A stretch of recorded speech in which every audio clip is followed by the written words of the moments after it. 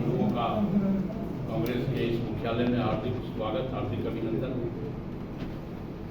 हमारे साथ आज इस मंच पे ऑल इंडिया कांग्रेस के मीडिया कोऑर्डिनेटर वैभव शुक्ला जी, गुरमीत चारण साहब, और आप कांग्रेस का अगर लिस्ट उठा करके देखें तो आप जिसकी बात कर रहे हैं अधिकांशतः जगहों, ठीक है मैं मानता हूँ कि परिस्थितियाँ होती है, क्योंकि हमारा अलायंस में यहाँ सीटें चली गई, मात्र हम 7 सीटों पे यहाँ चुनाव लड़ रहे हैं, तो उस परिस्थितियाँ में कहीं ना कहीं कुछ अदला बदली हो सकता है, लेकिन राष्ट्रीय परिप्रेक्ष्य में हमने जो सम्मान देने का काम है वो सम्मान देने का काम किया। आने वाले विधानसभा चुनाव मिलेगा कांग्रेस तो वो बगिया है जिसमें गेंदा भी है तो गुलाब भी है और कांटे वाले फूल भी है। घोटाले, बुंदेलखंड पैकेज घोटाला भी है मध्य प्रदेश का, घोटाले, बजट घोटाले भी हैं। राजस्थान के हमारे भाई साहब हैं, राजस्थान में बजरी घोटाला हुआ है, जहां उनकी सरकार है वहां घोटालों का अंबार है, और जहां विपक्ष की सरकार है वहां बिना घोटाले के ईडी, सीबीआई, इनकम टैक्स सब है। वो ये है भारतीय जनता पार्टी का चाल और चरित्र। और एक नया देश के गृह वित्त मंत्री जी ने बिटकॉइन घोटाला भी लाया आम बजट में।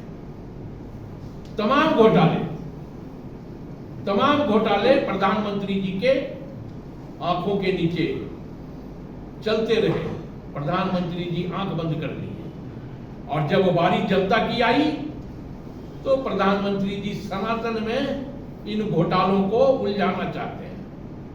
सनातन में कोई घोटाला आपका प्रधानमंत्री जी नहीं उलझेगा।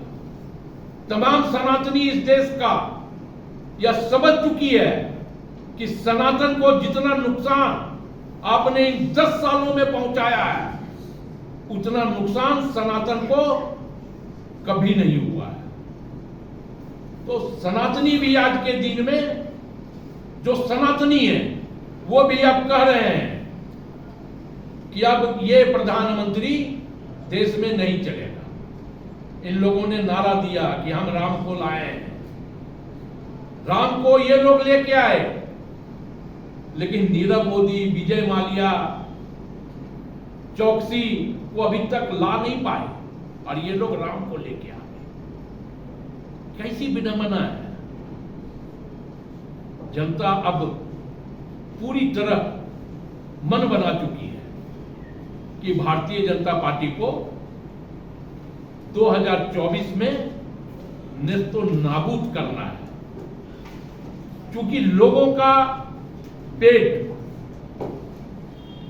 अन्न से भरता है प्रधानमंत्री, और जिस अन्न की बात आप करते हैं कि हम 5 केजी अनाज फ्री दे रहे हैं, उस अनाज को पकाने के लिए जो सिलेंडर है वो 1200 रुपया में मिल रहा है।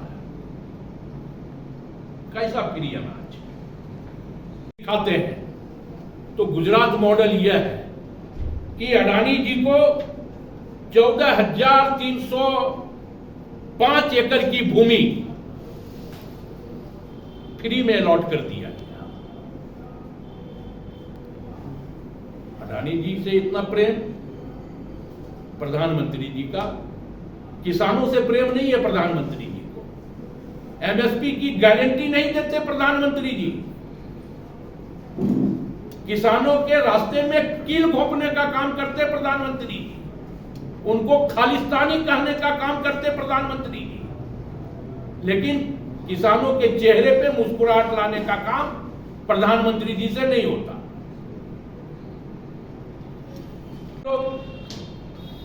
तो असम पुलिस ने भाजपा सांसद आरपी शर्मा की पुत्री पल्लवी शर्मा समेत 19 सरकारी अधिकारियों को कैश के बदले जॉब, मतलब रिश्वत के बदले नौकरी घोटाले में गिरफ्तार किया। और ये पल्लवी शर्मा कौन है?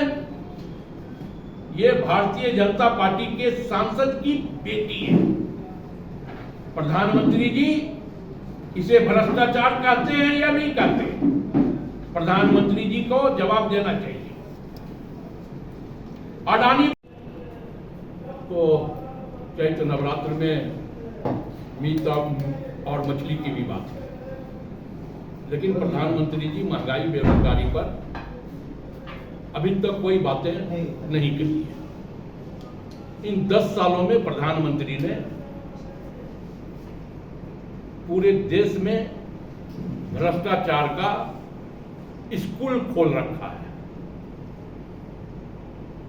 जहां इंटायर करप्शन स्कीम के तहत इन 10 सालों में रोज प्रत्येक दिन घोटाले पे घोटाले हो रहे हैं। क्योंकि एक कहावत है कि चोर बोले जोर से, और जब घोटाले हो रहे हैं तो प्रधानमंत्री जी और तमाम भारतीय जनता पार्टी के लोग जोर से बोल करके मुद्दे को डाइवर्ट करने का प्रयास, घोटाले को डाइवर्ट करने का प्रयास प्रत्येक दिन अपने भाषणों में करते हैं। और यही कारण है कि प्रधानमंत्री कभी भी मुद्दे पे बात नहीं करते। जो देश का मुद्दा है कभी भी बात नहीं करते।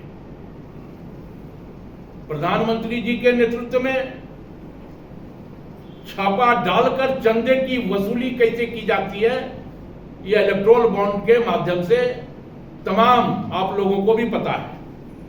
चंदा लेके कैसे ठेका बांटा जाता है, यह प्रधानमंत्री जी का जो भ्रष्टाचार है, इन 10 सालों में भ्रष्टाचारियों का जो धुलने वाली वॉशिंग मशीन है वह कैसे काम करती है, यह भी प्रधानमंत्री जी को बता देना चाहिए। हाल आप लोग भी जानते हैं, तमाम लोग, देश की जनता भी जानती है कि एजेंसियों के माध्यम से कैसे बेल और जेल का खेल खेल करके चंदा वसूली का धंधा प्रधानमंत्री जी के द्वारा इन 10 सालों में चलते रहा है। उसके कुछ उदाहरण हैं।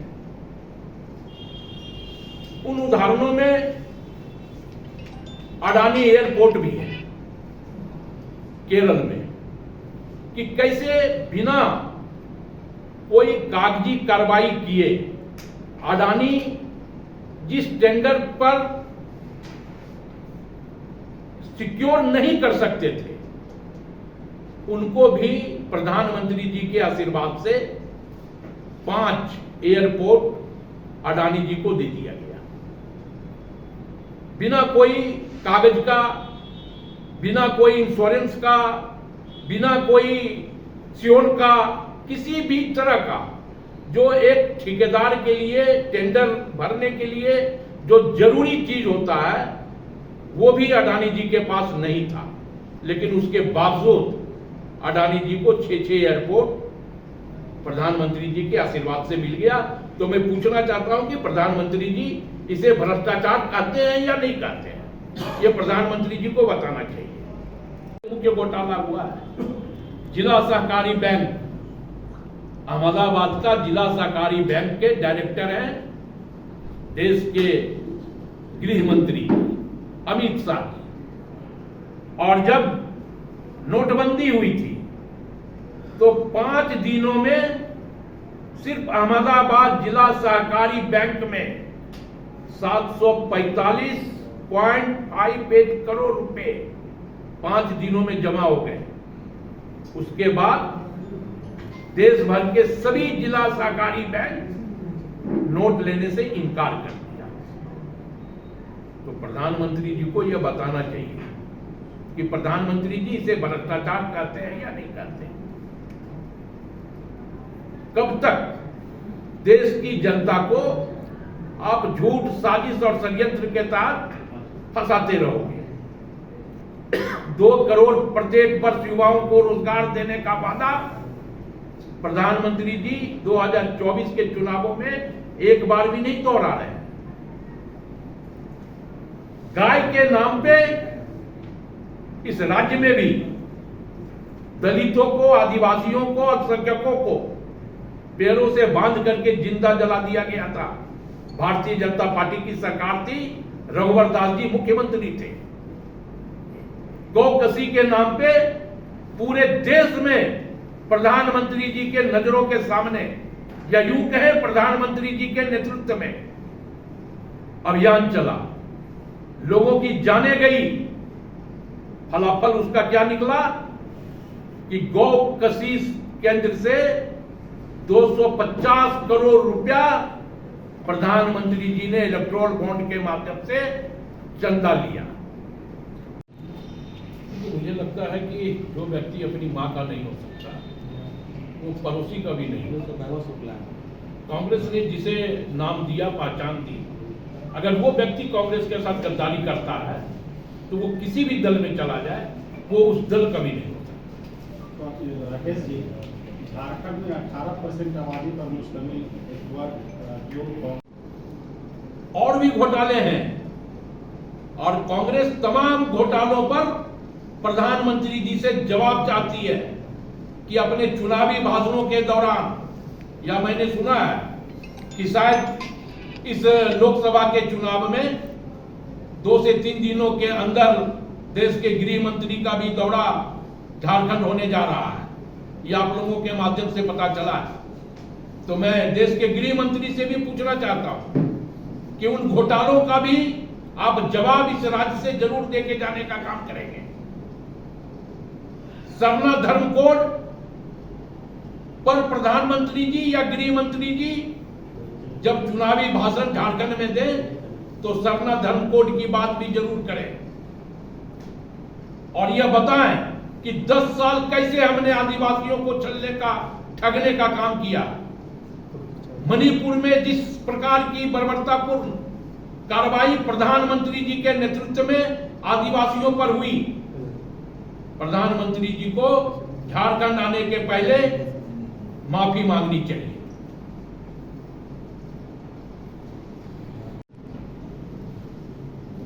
प्रधानमंत्री जी हिंदू मुस्लिम की बात कर रहे हैं, तो हमें यह लगता है कि अब वक्त आ गया है, देश की जनता सजग हो गई है, और जब देश की जनता सजग हो गई तो प्रधानमंत्री जी की बेचैनी बढ़ गई, उनका छटपटाहट बढ़ गया, उनको लग गया कि इस प्रजातंत्र में जो प्रजा मालिक है, अब हम मालिक के आंखों में धूल नहीं झोंक सकते ज्यादा दिनों तक। और प्रजातंत्र के मालिक ने यह निश्चय कर लिया कि मुझे नरेंद्र मोदी जैसा सेवक और चौकीदार नहीं चाहिए। ये बेचैनी है भारतीय जनता पार्टी में। साथियों, अब मेरे साथ वैभव शुक्ला जी भी हैं और सुमेर चरण साहब भी हैं। सांसद की है, और सबसे बड़ी चीज जनता के गरीब धन को डकारने वाले, जैसे हमारे साथी प्रभारी जी राकेश जी ने बताया था कि जनता के पैसों को डकारने वाले नीरव जी को भगा दिया इन्होंने। कई लोगों को यहां से धन दौलत लेके भगा दिया। ताजुब की बात जब हुई, जब इलेक्शन होते ही एसआईटी गठित की और इन लोगों ने प्रज्वल को भी यहां से भगा दिया।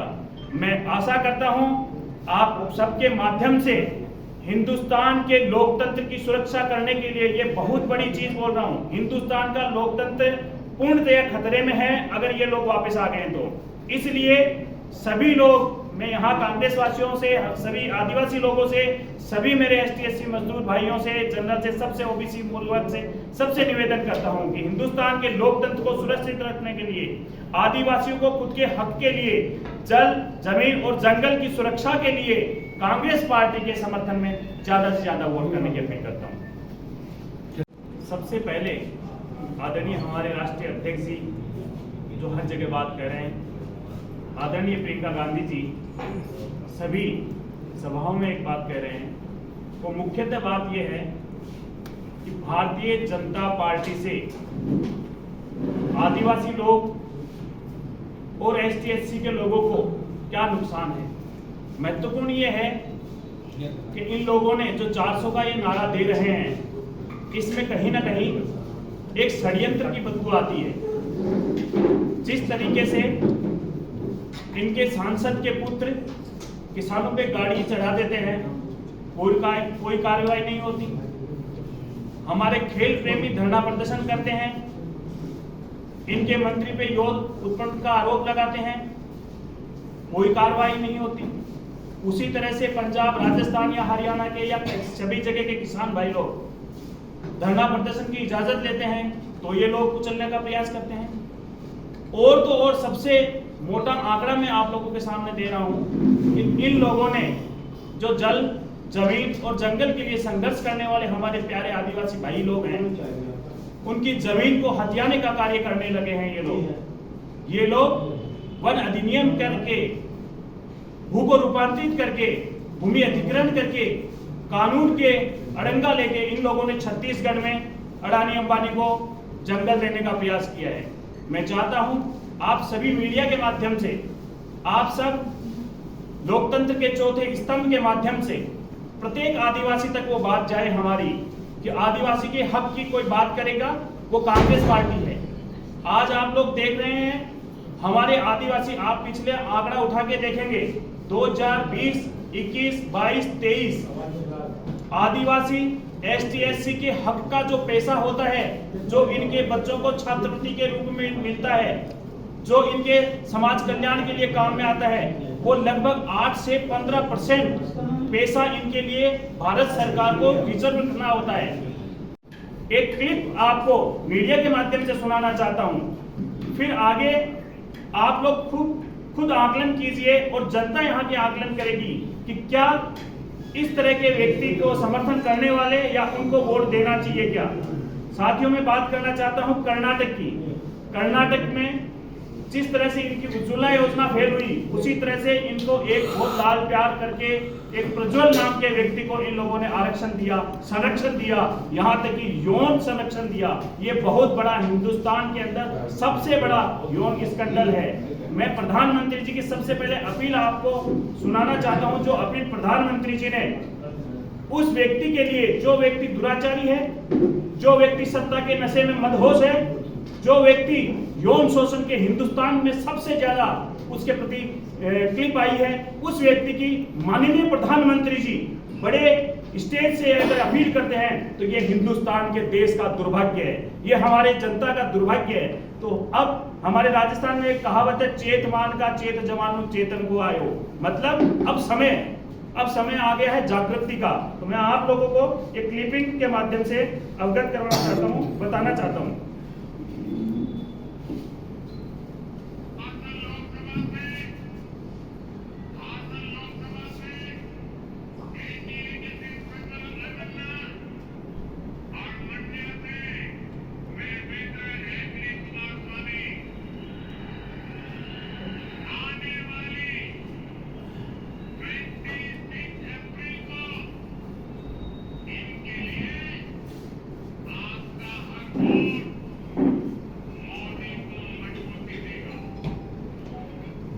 मोदी जी ने ये कहा कि इनको वोट दिया जो मेरे को जाएगा। अब मैं माननीय प्रधानमंत्री जी से पूछना चाहता हूं, जो भगवान बिरसा मुंडा की जमीन पे पधार रहे हैं, मैं मेरे साथी को भी कहूंगा उजागर करें, ये वो व्यक्ति है जो प्रधानमंत्री जी के पास खड़े हैं। ये माननीय प्रधानमंत्री जी हैं और ये प्रज्वल जी है, जिन पे हिंदुस्तान में सबसे ज्यादा सेक्स स्कैंडल का आरोप लगा है। चुनाव है 2024 का। ये चुनाव लोकतंत्र और संविधान को बचाने का चुनाव, क्योंकि भारतीय जनता पार्टी के नेता अनंत हेगड़े जी ने कर्नाटक में एक वक्तव्य दिया है कि हम अगर 400 सीटें लाएंगे तो देश का संविधान बिगड़ेगा। तो जिनकी मंशा देश के लोकतंत्र में और संविधान में भी नहीं है, वो लोग संविधान बदलना चाहते हैं, उन लोगों की विदाई को बहुत जल्दी होने वाली है, क्योंकि जनता इन लोगों के पिछले 10 सालों के जुमलों से परेशान है। इन्होंने 10 सालों के पहले क्या बोला था, बहुत हुई महंगाई की मार, अब की बार मोदी सरकार। तो 10 साल के बाद आज महंगाई कहाँ है कि जो पेट्रोल 60-62 रुपए में था वो आज लगभग 100 को टच कर गया। जो डीजल 57-58 का था वो 90 प्लस पे है। उसके बाद जो दालें 60-70 रुपए किलो की थी वो 100 से प्लस है, 150 के आसपास हैं। सरसों का तेल जो बेसिक चीजें हैं वो 150-200 रुपए की मिल रही हैं। सिलेंडर 450 का था, भाई साहब ने भी बताया 1200 के आसपास का सिलेंडर दे रहे हैं। जो गरीब आदमी कहां से लाएगा और क्या कैसे अपना घर चलाएगा, उसके ऊपर मोदी सरकार की कोई भी नियत और कोई भी नीति नहीं है। दूसरी चीज, आज आप भाजपा का पूरा मैनिफेस्टो पढ़ लो, जो 10 साल पहले 2 करोड़ नौकरियों की बात करते थे, आज उनके मैनिफेस्टो में यूसीसी है लेकिन नौकरियों की बात नहीं है। वो कहते हैं हम तीसरी वर्ल्ड की सबसे बड़ी इकोनॉमी बनेंगे, लेकिन कैसे? वो ऐसे बनेंगे कि उन्होंने बोला है कि देखिए आज भारत इतना ग्रो कर गया, उतना ग्रो कर गया, लेकिन कैसे? क्योंकि सारी भारत की संपत्तियों को बेच दिया जाए। पीएसयूज की बात कर लेते हैं दोस्तों, तो पीएसयूज में चाहे वो एनटीपीसी हो, चाहे वो एलआईसी हो, बैंकों का देख लीजिए। आज 19 बैंक जो प्राइवेट सेक्टर के, वो पब्लिक सेक्टर के बैंक थे, वो 12 हो गए क्योंकि बैंक सब घाटे में चले गए। उनके ही मिनिस्टर ने पार्लियामेंट में बोला कि हमने 10 लाख करोड़ रुपए माफ करे, किसके? अमीरों के। जो विजय माल्या लेके गए, नीरव मोदी लेके गए, नितिन संदेशराज लेके गए और ना जाने तमाम कितने लोग माफ नहीं किया। तो ना तो ये किसान के हुए, ना ये युवाओं के हुए, ना ये गरीब इंसान के हुए। इनके मैनिफेस्टो पूरा पढ़ लीजिए, उसमें सिर्फ लड़ाई झगड़े के मैनिफेस्टो मिल जाएगा, जिसमें यूसीसी की बात जरूर होगी, लेकिन एक कॉमन आदमी का विकास कैसे होगा वो उनका एजेंडा नहीं है। अब बात कर लेते हैं महिलाओं की। उन्होंने महिलाओं के लिए 10 साल पहले एक नारा दिया था, बहुत हुआ महिलाओं पर अत्याचार, अब की बार मोदी सरकार। तो महिलाओं के मुद्दे पर प्रधानमंत्री जी आपसे हमें उम्मीद थी कुछ करेंगे, लेकिन मणिपुर का मुद्दा देख करके और दिल्ली में बैठे वो रेसलर जो देश का नाम रोशन करके आए थे, उनको बेचारे इतने समय तक बैठे रहे। आपने ब्रजभूषण सिंह के खिलाफ कार्रवाई नहीं की। कुलदीप सेंगर का मामला आया तो भी आप चुप रहे। आपने महिलाओं की जो आत्मरक्षा होती है उसके लिए एक शब्द नहीं बोला। आपने पार्लियामेंट में 2 घंटे का भाषण दिया, लेकिन मणिपुर के मुद्दे पे 2 मिनट बोले। तो आज आप, ये देश आपको देख रहा है, ना तो महिलाएं सुरक्षित हैं, युवाओं को तो रोजगार का कोई अवसर मिलना नहीं है। तो इसलिए भारतीय जनता पार्टी अब जान चुकी है, इसीलिए वो डिस्ट्रैक्ट करने के लिए सिर्फ मंगलसूत्र और जो है हिंदू मुसलमान और जो है बकवास पाकिस्तान तालिबानी और इन सब बातों में उलझा के आपसे वोट लेना चाहते हैं। और ऐसी ही तमाम खबरों के लिए सब्सक्राइब करें हमारे चैनल जेके न्यूज नेटवर्क को, और हाँ, बेल आइकन दबाना ना भूलें।